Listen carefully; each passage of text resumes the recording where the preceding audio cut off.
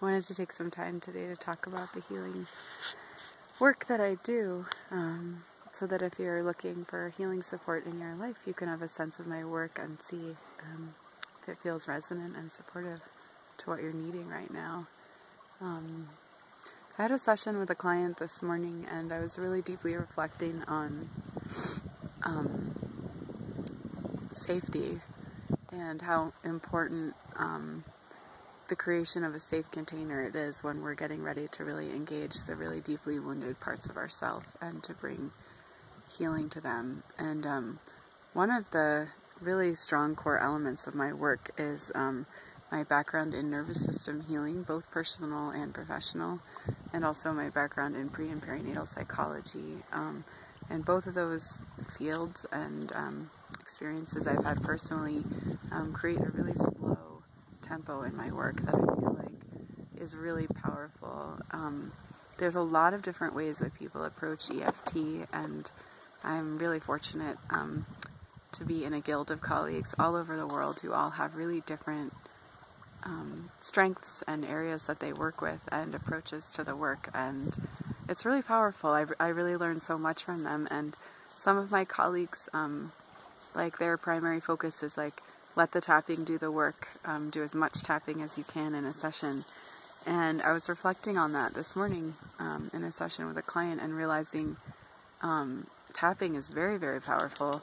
And there's also some places of deep nervous system healing, and depending on kind of what you're going through, where less tapping can actually be more. And like today, I did a full session with only one round of tapping, and that one round of tapping was so powerful because of the container that had been created, the slow tempo, and the deep places we were working with infant imprinting. It was really special and incredible, and that's not uncommon in my work. I mean, I work with a variety of people, and every session is different. Even if you work with me for a year, every session will be different. Because we're working with the deep healing wisdom and intelligence within your own being and within your own body. So that was one thing I wanted to share, and there's something else I wanted to share, but it slipped my mind. Just one moment.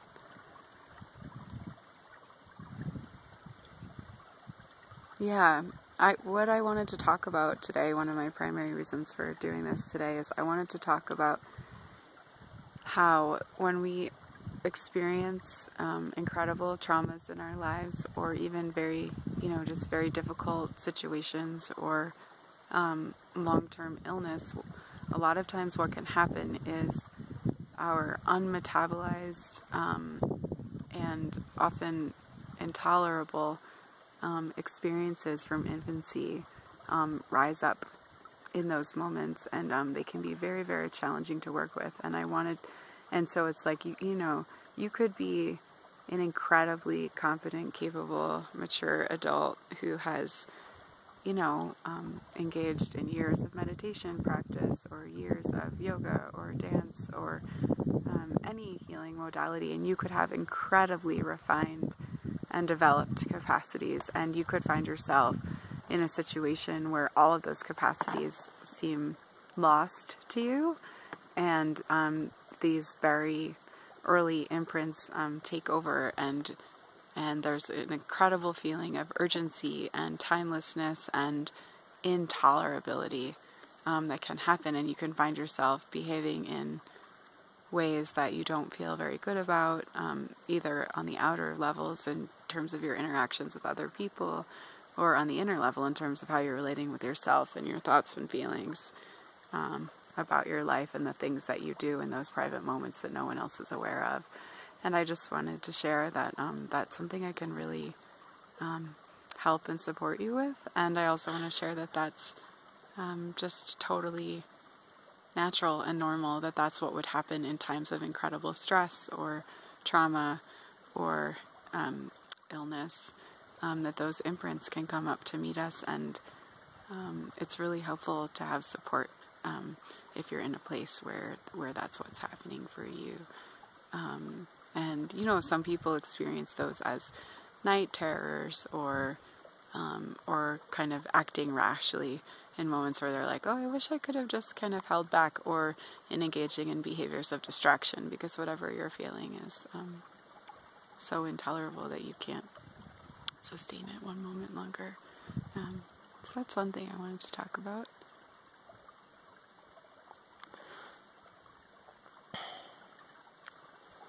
The first thing you mentioned at the start of this interview was safety. And so I've also heard you talk about how imprints of experiences that were intolerable can come up in our adult lives. Are there any examples that you think would be helpful to talk about of, situations in our lives that could bring about some of these experiences or bring up some of these imprints? Yeah, that's a really good question. Let's see. Ooh, I just got a cactus pricker in my finger from my pants. Yeah, so I'll just take this moment to say, right now we're in Lyons, Colorado, in what they call out here a river canyon, but since I'm from the Northeast, I call it a creek, and I'm surrounded by red willows and beautiful rocks, and hopefully you can hear on the video the creek that's flowing by, because I personally find just this experience of flowing water to be incredibly healing.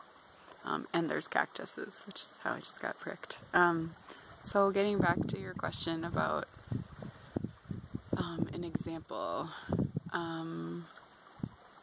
Yeah, so one experience that can be pretty common in infancy is an experience of helplessness, because, when you're first born, you really can't meet any of your needs yourself. All of your basic survival needs have to be met by someone else, and especially in our culture where in the predominant pervasive psyche of the culture, there's a lot of misunderstanding of what it is, the experience of an infant is, and it's also our modern lives are designed and organized in a way that aren't really resonant with the tempo and patterning and nervous system and perceptual experience of a baby. And so there can be, and also when you're a baby, you don't have a sense of linear time the way that we do as adults. And so what that means is when you're having a difficult experience, say you're hungry and you're not being fed, for very reasonable reasons on the adult side, like maybe you're in the car and you're going to be home in 20 minutes and it's cold and your mom is tired, and rather than pull over and nurse you on the side of the road, it's like, well, let's just, try to get you home in 20 minutes and do the nursing then. For a baby, you don't have that capacity to know, I'm really, really hungry right now and it's overwhelming, but I am going to be fed really soon. And of course, there's a lot of communication that can happen. I mean, babies are so much more perceptive and responsive and aware than most of us give them credit for.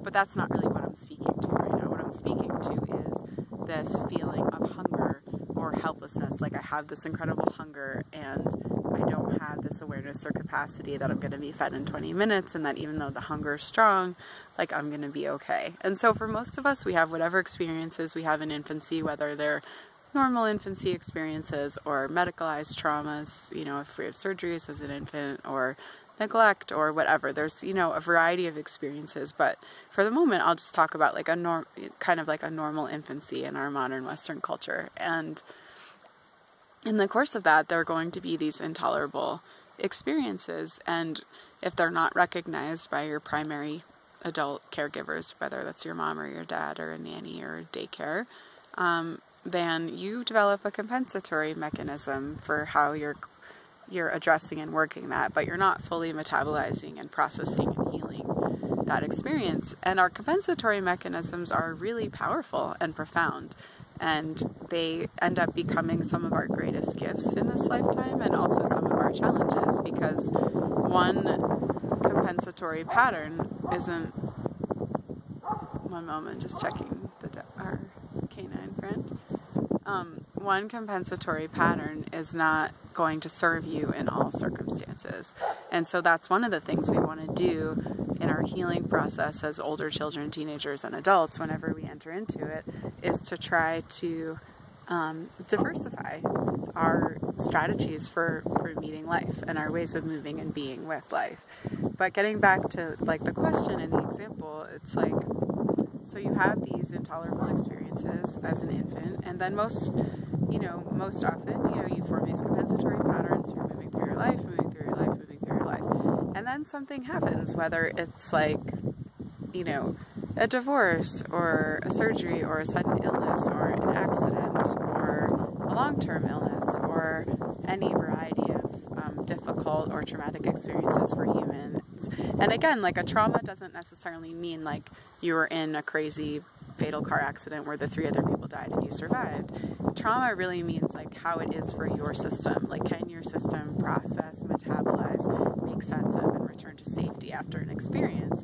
And it could be really small. So I think that's one area where people tend to run into trouble, is if you're like, well, I haven't really had many traumas, so I don't have a reason to be feeling or struggling in this way.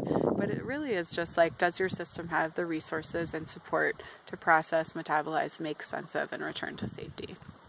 And so if you have an experience, where that doesn't happen, say, suddenly without warning, your partner leaves you, and you can be plunged into these prenatal experience, pre or perinatal, meaning in the womb or your early time, say 0 to 2 or whatever, or meaning whatever, like it could extend longer, but that's a very powerful time, birth to 2.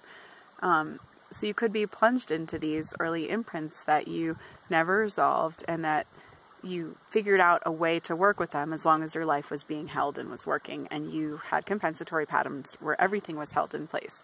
And then some kind of a sudden or long-term breaking down, depending on what the nature of it is, all of a sudden you're stripped bare and you're back in that place. And it can be very destabilizing and very confusing to, be this previously functional, capable, competent, inspired, joyful, wise, playful, funny adult, and then find, these places in you that you haven't met with. And then what can further compound it is that most people have an aversion when they come into contact with the neediness, like the neediness imprints of an infant inside an adult, or the helplessness or the rage. There's a very specific type of rage you can experience as an infant whose needs aren't being met.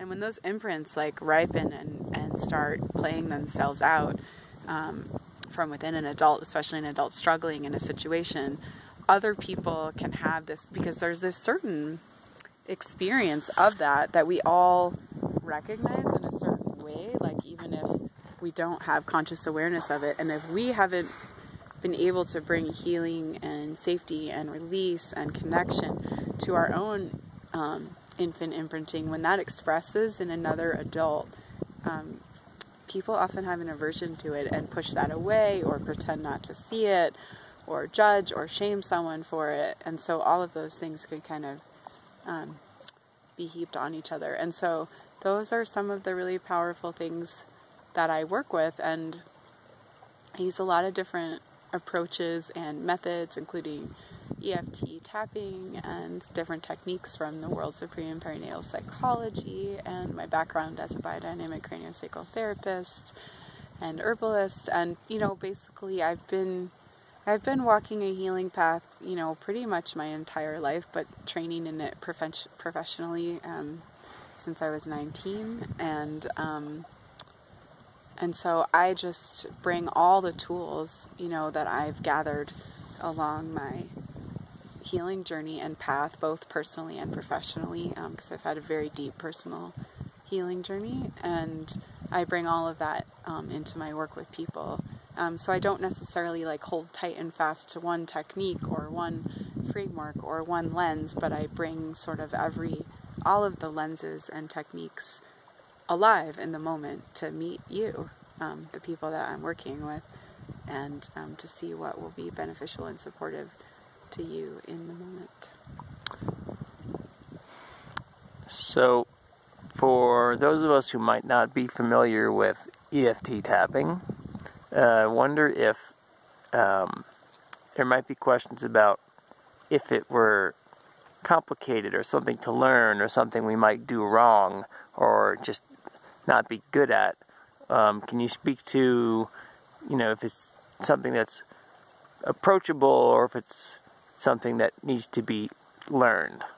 Yeah, that's a really good question. So, first of all, I am going to make a video and a recording of some tapping to put on my website soon, so that you can just have that available for anybody who wants to tap, who hasn't had experience or who wants more support in their tapping.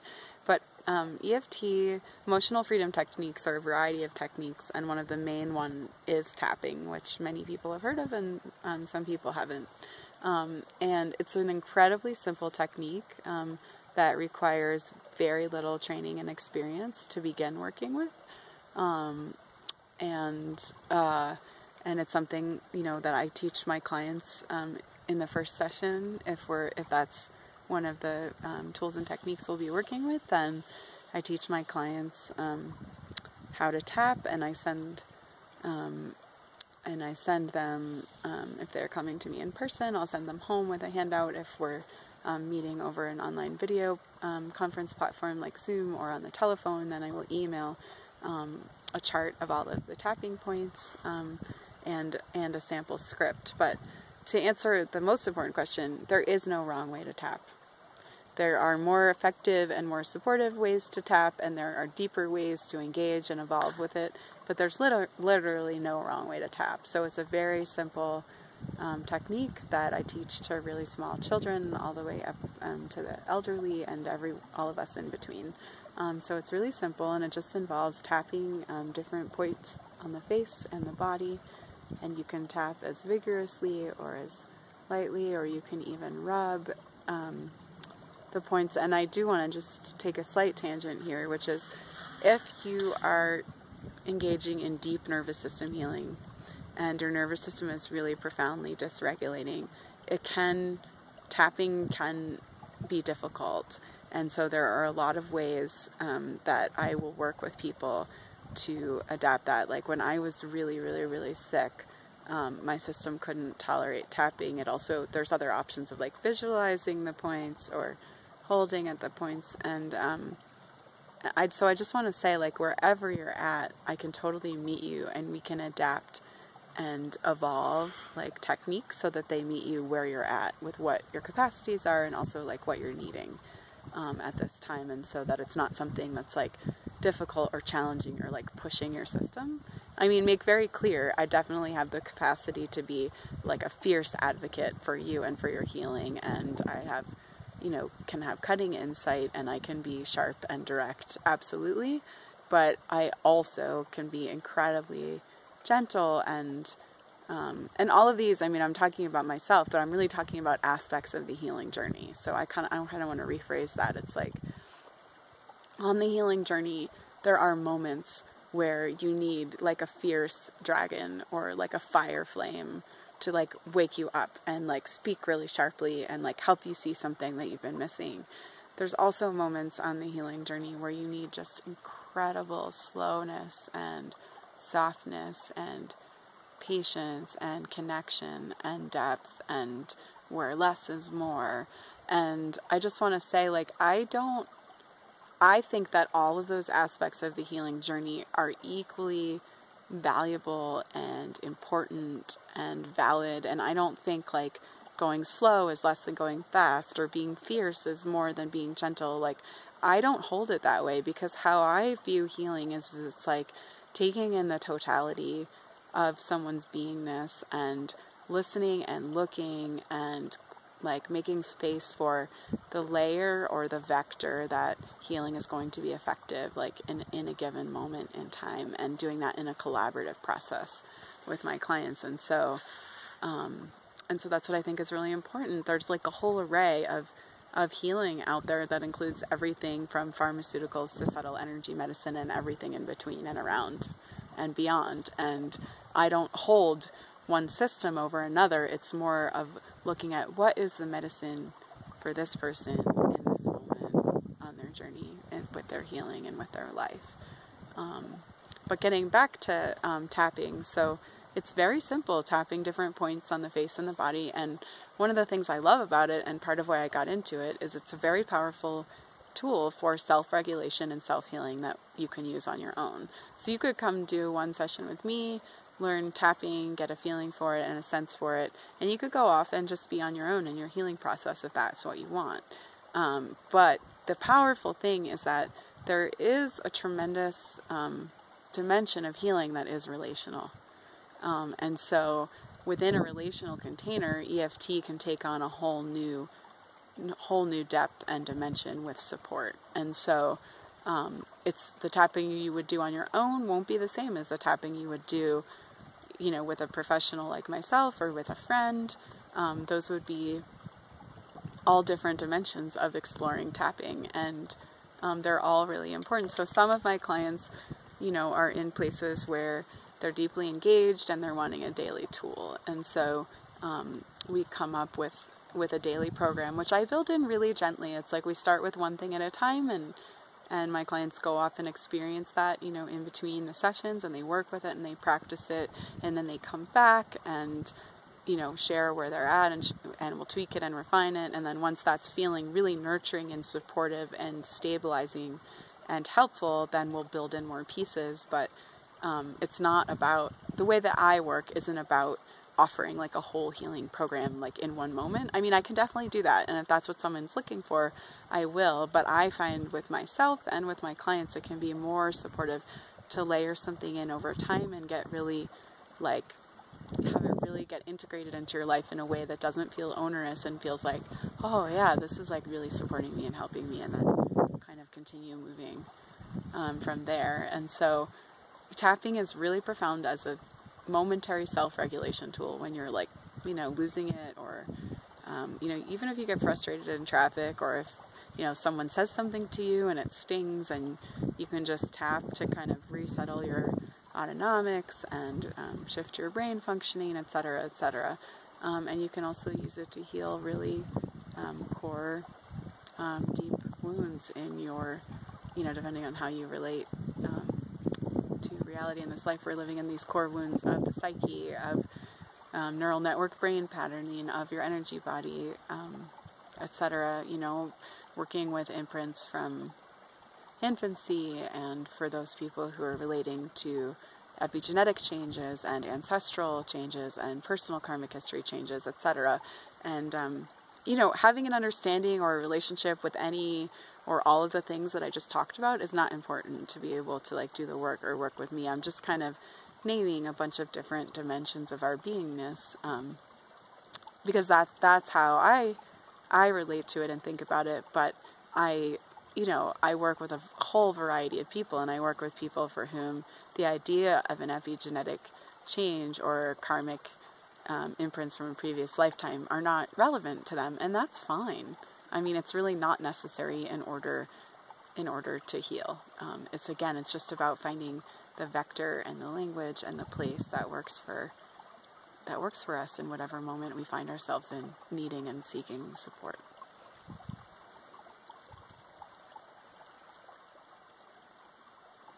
Last question. Well, you began to answer it already when you mentioned that the tapping can be used as momentary self-regulation, but also can be effective in healing these deeper imprints. Can you speak to what that would mean, like how it would be that one works with or heals an imprint? Is it gone? Is it incorporated? Is it integrated? Is it forgotten? And so what would that process be like? That is a really, really deep question. And in a way, it's like I don't really have an answer to that. And then in another way, what I would say is certainly not forgotten. I think like how I have witnessed it, experienced it, related to it, is it's like these deep wounds that we carry, whether they're from our infancy, from any traumas in our lifetime, any experiences of our own parents that we're carrying for them, or of our other previous ancestors. They're not forgotten, but it's like they're almost like sequestered off. So like from the perspective of biodynamic craniosacral therapy, it's like when a shock happens to the system, say it's a gross shock, like a car accident, and these incredible forces enter the body at the time of impact, and your system can't actually process all those forces at once. So they sequester them in what's called a fulcrum, and they hold them in place until your system is able to process all of those forces. And the same thing happens with like an emotional wound or a psychological wound, or an epigenetic change, or etc. It's like something is sort of sequestered, and so it's unintegrated. That's why an adult who has incredible healing capacities, meditative capacities, therapy capacities, whatever your capacities are as an adult, whether it's your gift as a musician or whatever it is, you have these incredibly refined, developed capacities, but then you hit this moment, in your day or in your life or in your week, whatever, where all of that disappears and you're left in this imprint that doesn't have access to any of the rest of that. And so what happens in the healing process is we develop the capacity to stay with the intolerable, and that happens very slowly, in a way that is safe and measured, and not in a way that's overwhelming. So if you're listening to this and you're like, I don't want to be with the intolerable, I can't, don't feel daunted by that, because it's not a sudden process, but you gradually like increase that muscle or increase that capacity. And in the process of that, it's like almost like this bridge is created between these different dimensions of your being or of your psyche or of your psychology, so that this adult capacity begins to relate with, inform, and connect with these wounds. And so, like, do they ever heal completely and disappear? I don't know, because I would say for myself that has not happened, but there's a workability that comes, and there's a healing and an awareness that comes, where it's like I catch myself sooner and sooner, and that's and I'm talking about myself, but I also, like, I'm seeing this with my clients, but for whatever reason in this moment I decided to talk about my own process. And so there becomes this insight and workability and this capacity. And so the wound is like more and more healed. And I do think, actually, now that I'm like reflecting on it more deeply, there are aspects that do dissolve. There are these aspects of the experience that dissolve, but what I would say is it seems to me that there's always more and more subtle aspects of that continue to beckon healing. And how that is for anyone, like, I think it's a very like complex and sort of vast question, and if you some of my deep background is in Buddhist practice, and if you just sort of gently borrow from that lens, for a moment, like in Buddhism, it's like as you're going through the process of attaining enlightenment, there's these first very like gross like veils and misperceptions and obscurations that are dissolving, but like even all the way almost up until the end, there's still these more and more subtle veils and obscurations that prevent us from being like fully enlightened, that are continuing to dissolve and melt away. And so I would say that it's very much like that with like the healing process of the human psyche or the human body or the emotions or the energies and these old wounds. It's like, yeah, we probably do get to that point. But I haven't met people who I feel that I've met and known really closely enough to really like have a sense, like the people that I've known really closely enough who have been doing this work, who are in their 70s and 80s, they have a capacity to really, really work with themselves, and their consciousness is stronger and their brain doesn't get hijacked as much, but like the wounds haven't disappeared. They've just been healed and transformed, and they still do, ripen at certain points, and deeper layers of them are healed and resolved. Does that seem like okay for the moment? Yeah, Okay. thanks a lot. Okay, so I wanted to, thank you all for coming and joining me in this beautiful day in the canyon to talk about something really close to my heart, which is healing. And I want to invite you, if you feel any sort of sense of resonance or connection for the support you're seeking in your life or in your healing at this time, emotionally, logistically, professionally, personally, whatever dimension you're seeking support in.